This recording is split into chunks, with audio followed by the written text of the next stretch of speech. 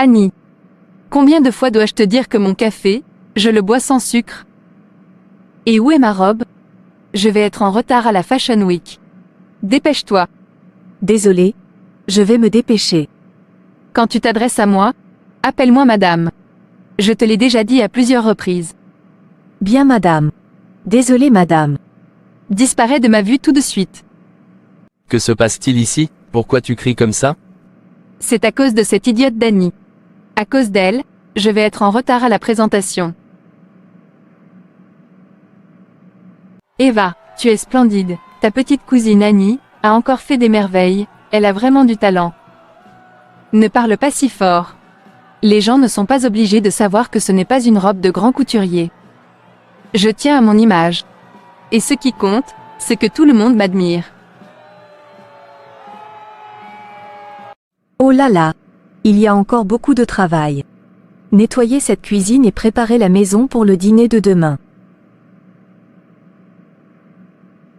Bonjour maman. Comment vas-tu? Je suis à la maison. Grande sœur Eva est partie pour une soirée et son mari est sorti aussi. Dis maman, tu pourras parler à grande sœur, afin qu'elle me laisse faire ma formation de couturière? C'est vraiment le métier que j'aimerais faire. Ne sois pas ingrate Annie. Tu dois respect et obéissance à ta sœur. Tu dois lui obéir et faire tout ce qu'elle te demande. Elle a dépensé beaucoup d'argent pour te faire voyager. Tu lui dois donc beaucoup. Alors arrête de te plaindre. Et sois plutôt reconnaissante. D'accord maman. Au revoir. Oh mon Dieu, qu'est-ce que c'est que ça? Dois-je rester comme cela toute ma vie? Je n'ai pas le droit de rêver à quelque chose d'autre que être la bonne de ma propre sœur? Depuis qu'on est petite, c'est comme ça. Seigneur, aide-moi s'il te plaît. Dis-moi ce que je dois faire. Au-delà de tout, je suis convaincue, au fond de moi, que tu m'as créé afin que je réalise mon destin, que je suive mon propre chemin. Aide-moi s'il te plaît à l'accomplir. Je te trouve très dur avec Annie. C'est quand même ta petite sœur. Je trouve que tu devrais lui laisser la possibilité de faire sa formation et d'avancer dans la vie. Et surtout, arrête de la traiter comme si c'était ta servante. Ça ne me plaît pas du tout. Tu as fini? Dis-moi, de quel côté es-tu? C'est moi ta femme et tu dois me supporter dans toutes mes décisions. Et puis de quoi te mêles-tu? C'est ma cousine, elle est de ma famille. Et nous avions décidé, avec ma famille, de la faire venir ici, pour qu'elle s'occupe de moi, de la maison et de nos enfants. Pourquoi tu veux changer les choses? Je dis juste qu'il faudrait y aller mollo avec elle. Ce n'est pas une esclave quand même. Par exemple, elle a travaillé toute la soirée d'hier et encore toute cette matinée pour préparer ta réception, et cela toute seule, sans aide. Quand je t'ai proposé d'engager un traiteur, car nous en avons les moyens, tu as dit non. Qu'est-ce que tu cherches? Écoute, laisse-moi gérer la maison et les affaires qui s'y rapportent. Et arrête de la défendre. C'est moi ta femme ici. Et d'ailleurs où est-elle? La réception commence dans 2 heures et elle n'est toujours pas revenue de la course que je lui ai demandé de faire. Et elle doit encore reprendre cette robe que je porte. Je la trouve trop large. Non mais là, tu as bu. Elle est très belle cette robe. Cela fait des semaines qu'elle l'a cousue et tu l'as essayée à plusieurs reprises, tu en étais satisfaite. Pourquoi changer d'avis à 2 heures de la réception? Tu vas rajouter du stress à cette pauvre petite. Là, je ne suis pas d'accord. Comme je t'ai dit Gérard, ne t'occupe pas de ça. Qu'est-ce qu'il m'énerve celui-là? Je ne sais même pas pourquoi j'ai accepté de me marier avec lui. Vieux croulant. Dès que j'aurai vidé son compte bancaire, je vais partir avec quelqu'un de plus jeune que lui, pour faire la belle vie. Et pourquoi il défend autant cette idiote d'Annie? Est-ce qu'il se passe des choses entre eux? Non, ce n'est pas possible. Elle est bien trop laide pour plaire à quelqu'un, même à un vieux comme mon mari. Personne ne pourra la remarquer. Elle restera toute sa vie ma bonne. C'est comme ça. Maman et papa sont d'accord avec cela. Et dans notre famille c'est comme ça. Les derniers-nés seront toujours les esclaves des autres enfants. Je n'y peux rien, c'est notre coutume de famille, et cela me va très bien.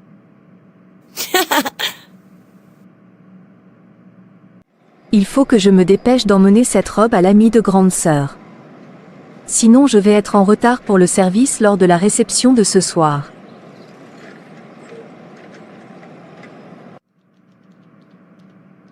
Oh. Bonjour monsieur. Bonjour jeune dame. Qui êtes-vous? Et comment êtes-vous entrée? Je m'appelle Annie. Madame Daniela m'a donné les doubles de ses clés afin que je fasse quelques courses pour elle. Je suis la sœur de sa meilleure amie. Eva.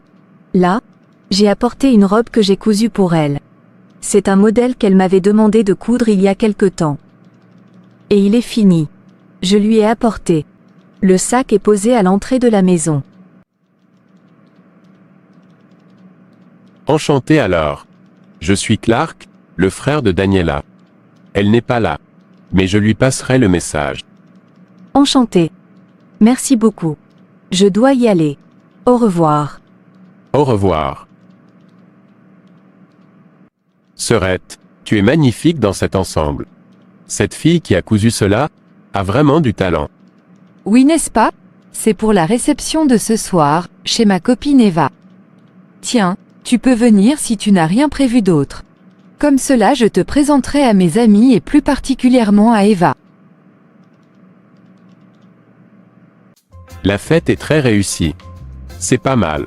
Ça me fera de bons souvenirs quand je vais retourner chez moi. Je suis d'accord avec toi. C'est vraiment une belle fête. Mais, attends. N'est-ce pas la fille qui t'a cousu ta robe? Celle qui est passée chez toi cet après-midi?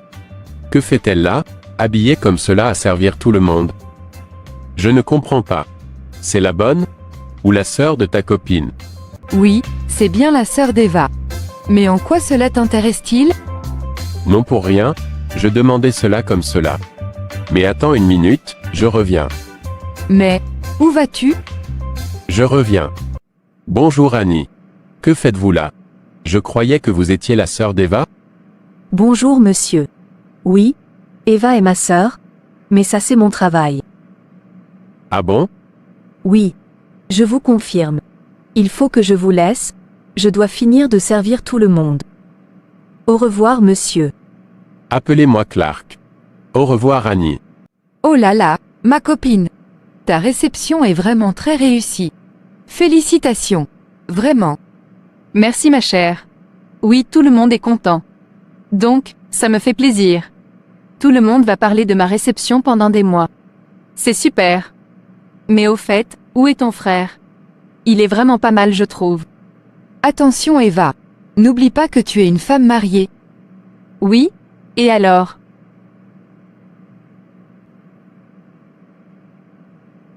Je trouve cela bizarre que cette fille soit traitée comme une bonne. De qui parles-tu? Je parle de Eva qui traite sa propre sœur comme une bonne. Moi non plus, je ne comprends pas. Pourtant Annie a beaucoup de talent dans le domaine de la couture. Eva pourrait l'aider à réaliser son rêve de faire une formation de couturière. Mais bon, je ne sais pas pourquoi elle la garde dans ce rôle de bonne à tout faire. Et puis sache que Annie est en fait la cousine d'Eva.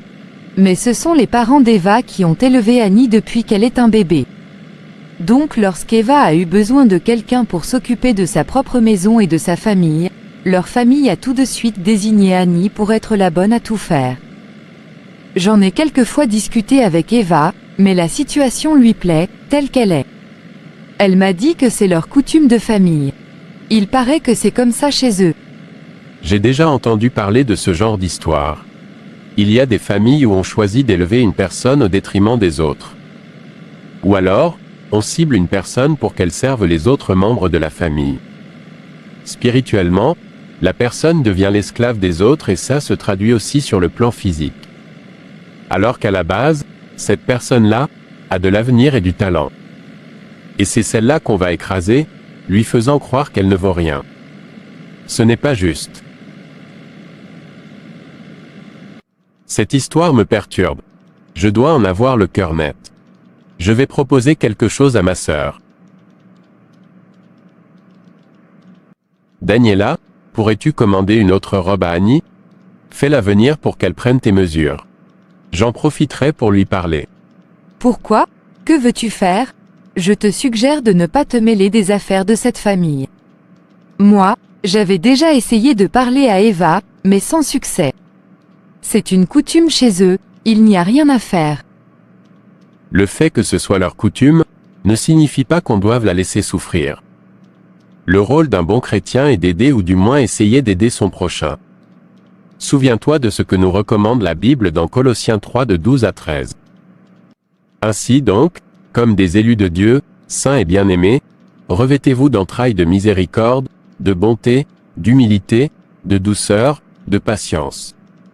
Supportez-vous les uns les autres. Alors Annie, comment vas-tu? On peut se tutoyer, n'est-ce pas? Depuis le temps que tu viens nous rendre visite dans cette maison. Bonjour monsieur. Enfin. Clark? Oui bien sûr. On peut se tutoyer. Les essayages sont finis? Tu as beaucoup de talent. J'ai vu toutes ces robes que tu es en train de coudre pour ma sœur. Elles sont splendides. Tu devrais en faire ton métier. Merci beaucoup pour le compliment. C'est aussi ce que je voudrais faire comme métier. J'aimerais me spécialiser. Mais pourquoi ne le fais-tu pas? Je ne peux pas. Ma destinée est d'aider ma sœur et sa famille. J'ai bien essayé d'aller vers autre chose, mais ma famille m'a dit que je devais être reconnaissante de ce que je suis ici dans ce pays et que beaucoup souhaiteraient être à ma place. Je finis par penser que ma famille a raison. Je dois me contenter de ce que j'ai, et remercier le ciel d'avoir une famille, un toit pour dormir et de quoi manger. Non. Viens t'asseoir et parlons. Sache que Dieu a une destinée particulière pour chacun d'entre nous. Et personne ne doit se laisser réduire à la servitude. Si Dieu a pris le temps de te créer, de te façonner, c'est que tu en vaux la peine, c'est que tu as de la valeur. Alors rends gloire à Dieu, en le rendant fier. En lui montrant qu'il ne t'a pas donné son souffle de vie pour rien. Donne-toi la valeur que Dieu te donne. Et non celle que les hommes veulent te donner. Tu sais, il n'y a pas de sot métier, mais tu dois exceller dans ce que tu fais. Tu dois être bonne dans ce que tu fais. Et pour être bonne dans ce que tu fais, tu dois aimer ce que tu fais. Si ce que tu aimes, c'est servir les autres, alors bâtis un empire autour de cela. Par exemple, deviens ta propre patronne et tu pourras donner aux autres un service de qualité, dans la joie et la bonne humeur. Si ce que tu aimes, c'est créer des vêtements, alors fais-le. Parce que c'est le don que Dieu t'a donné. Mais surtout, ne te laisse pas enfermer dans des coutumes ou des lois de famille qui ne vont jamais te faire avancer. Qui vont te garder en esclavage toi et toute ta descendance. Ce n'est pas ce que tu veux, n'est-ce pas? Non. Alors je vais t'aider. Dis-moi Daniela, ma copine, Annie est très souvent chez toi en ce moment. Je sais que tu lui commandes des robes, mais ce qui me dérange c'est que la dernière fois que je suis passée devant chez toi, je l'ai vue en grande conversation avec Clark, ton frère. Je n'aime pas ça. Tu sais que ton frère me plaît. Je sais bien qu'il ne va pas s'intéresser à elle. Elle n'est même pas belle. Mais quand même, cela me dérange. Mais, mon frère est déjà engagé dans une relation. Il a une petite amie. Écoute Daniela, je t'ai déjà dit que ce n'est pas un problème s'il a une copine. Ça ne me dérange pas. Mais revenons à Annie. Je trouve qu'elle a changé et ça ne me plaît pas non plus. En tout cas, sache que Annie a un fiancé au pays.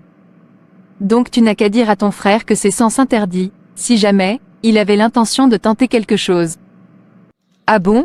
Écoute Eva, je te rappelle plus tard, je suis au travail. Oh, bonjour Clark, comment vas-tu? Ça fait très longtemps. J'ai l'impression que tu m'évites. Parce que quand je passe chez Daniela, tu es toujours occupé. Oh, bonjour Eva, ça va bien et toi? Non? C'est juste que je suis réellement occupé. Comment va Annie? Ton mari et les enfants? Oh bof. Bien. À propos d'Annie, je ne veux pas que tu te fasses des idées sur elle. C'est ma cousine que j'ai fait venir ici pour m'aider, mais elle a un fiancé au pays. Et ils vont bientôt se marier. Ah bon? Oui. Mais bon, assez parlé d'elle.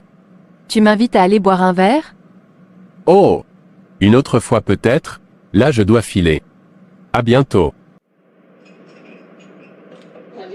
J'ai rencontré Eva il y a quelques jours. Comment ça va à la maison? C'est de plus en plus difficile pour moi. Eva s'énerve de plus en plus ces jours-ci. J'ai l'impression qu'elle me reproche quelque chose. Elle parle maintenant de me renvoyer au pays. Si mon beau-frère, son mari n'était pas là, elle m'aurait renvoyé depuis longtemps. C'est vraiment dur pour moi. À part mon beau-frère Gérard, qui me défend quelquefois, Je n'ai aucun support de la part de ma famille. Ma tante qui m'a élevée, que je considère comme ma mère, ne m'est d'aucun secours. Tu sais, mes vrais parents sont morts. Du coup, j'ai été élevée par ma tante, qui est donc ma mère depuis ce moment-là. Mais je n'ai aucun support de sa part, ni de personne. Ma tante dit toujours que je dois être reconnaissante et faire tout ce que Eva me demande. Elle dit souvent que c'est mon destin. Tu sais, parfois j'ai l'impression que tout le monde m'abandonne. Mes parents, ma famille. Parfois j'ai l'impression que même Dieu m'a abandonné. Ne dis pas cela, le Seigneur n'abandonne jamais les siens. Écoute ce que dit le psaume 27 de 9 à 11. Ne me cache point ta face, ne repousse pas avec colère ton serviteur. Tu es mon secours, ne me laisse pas, ne m'abandonne pas, Dieu de mon salut. Car mon père et ma mère m'abandonnent, mais l'Éternel me recueillera. Éternel, enseigne-moi ta voie, conduis-moi dans le sentier de la droiture, à cause de mes ennemis. Annie, mets toute ta confiance en Dieu. Et il fera des merveilles pour toi. Je te conseille de le réciter et de continuer à prier le Seigneur. Dieu n'abandonne pas les siens. Merci pour tous tes conseils. Annie. Combien de fois dois-je te dire de servir le repas à 19h précises? Tu es vraiment inutile dans cette maison. Je vais te renvoyer au pays. Mon Dieu, ne me cache point ta face, ne repousse pas avec colère ton serviteur. Tu es mon secours, ne me laisse pas, ne m'abandonne pas, Dieu de mon salut. Car mon père et ma mère m'abandonnent, mais l'Éternel me recueillera. Éternel, enseigne-moi ta voie, conduis-moi dans le sentier de la droiture, à cause de mes ennemis. Annie. Mon thé est froid. Et apporte-moi ma robe rose. Je sors.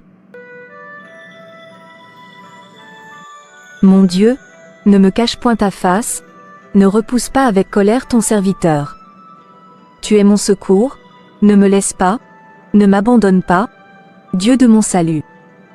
Car mon père et ma mère m'abandonnent, mais l'Éternel me recueillera. Éternel, enseigne-moi ta voie, conduis-moi dans le sentier de la droiture, à cause de mes ennemis. Maman, je t'assure, je ne me sens plus à l'aise dans ma propre maison. Annie prie maintenant tous les jours depuis plusieurs semaines. Je l'ai surprise dans sa chambre en train de le faire. À cause de ses prières, mon mari est en train de se réveiller. Je n'arrive plus à le contrôler comme avant. Jette-la dehors, sinon elle va brûler toute ta maison avec ses prières. Mets-la dehors tout de suite. Je sens moi aussi les retombées de ses prières. Je t'informe que ma calebasse a brûlé cette semaine et ma maison est en feu chaque jour. Je suis bloqué, je n'arrive plus à rien faire la concernant. Là où je te parle, je suis en train d'aller consulter car j'ai très mal partout. Tous les soirs on me bouscule. Et je sais que c'est à cause des prières de cette petite ingrate. Sors de chez moi. J'en ai marre de toi, petite ingrate. Va-t'en. Mais, grande sœur, où vais-je aller? Qu'ai-je fait? Tu n'écoutes pas? Tu n'en fais qu'à ta tête et je t'ai demandé d'arrêter de prier dans ma maison. Puisque tu ne veux pas, eh bien tu vas sortir aujourd'hui. Va-t'en. Tes affaires sont déjà dehors. Oust.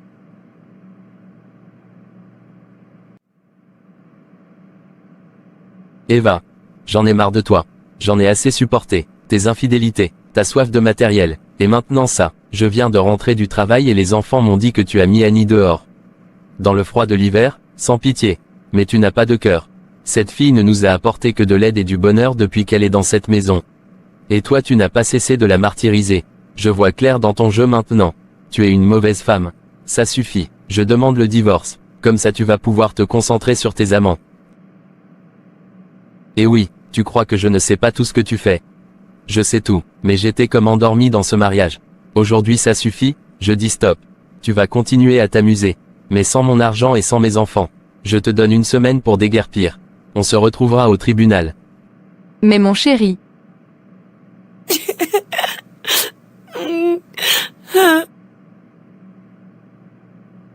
Merci d'avoir accepté mon invitation. Merci à toi de m'avoir invité. C'est le moins que je pouvais faire, après tout ce que tu as fait pour moi, lorsque ma grande sœur m'a chassé de chez elle. Je te remercie pour m'avoir trouvé un studio, l'avoir payé et m'avoir aidé financièrement pour ma formation de couturière. Aujourd'hui j'ai mon diplôme de designer et je peux travailler et gagner de l'argent pour m'occuper de moi. Merci beaucoup pour tout ton support. Merci pour m'avoir rappelé que Dieu n'oublie jamais ses enfants. Je suis fier de ta réussite. Ta formation est terminée. Tu vas pouvoir t'installer à ton compte. Gloire à Dieu. Au fait, j'ai parlé avec Gérard de mon projet de t'aider à monter ta propre maison de couture et il m'a dit qu'il voulait participer. Il t'est vraiment reconnaissant pour toute l'aide que tu leur as apportée quand tu étais dans leur maison. Et pour toutes tes prières qui lui ont permis de sortir de la prison spirituelle dans laquelle l'avait mis sa femme Eva. Oh, c'est vraiment formidable.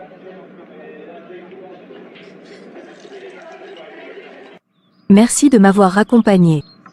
Mais que se passe-t-il? Pourquoi cette soudaine tristesse? Oh, ce n'est pas grave. Ne t'inquiète pas. Oh Messie. Dis-moi, que se passe-t-il?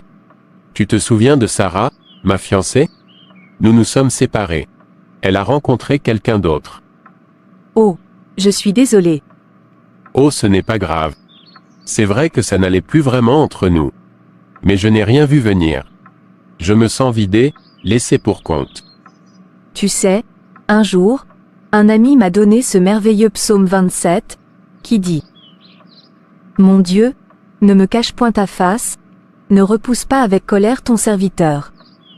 Tu es mon secours, ne me laisse pas, ne m'abandonne pas, Dieu de mon salut.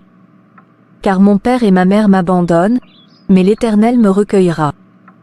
Éternel, enseigne-moi ta voie, conduis-moi dans le sentier de la droiture, à cause de mes ennemis. » Merci de me le rappeler. Tu sais, j'aurais aimé connaître quelqu'un comme toi plus tôt. Mais tu es déjà fiancé. Pardon? Non, je ne suis pas fiancée. Pourquoi tu dis ça? Mais ta cousine m'avait laissé entendre que quelqu'un t'attendait au pays. Et je ne t'en ai jamais parlé, car je ne voulais pas entrer dans ta vie privée. Ou te mettre mal à l'aise avec cette question. J'estimais que c'était à toi de m'en parler si tu le souhaitais. Non. Ce n'est pas vrai. Je ne suis pas fiancée. C'est encore un mensonge de sa part. Je n'ai aucun fiancé. Nulle part. Cela avait été prévu par ma tante qui m'a élevée, mais mes parents s'y sont toujours opposés lorsqu'ils étaient vivants. Ah bon? C'est vrai? Je ne sais pas comment tu vas le prendre, mais cette nouvelle me rend heureux.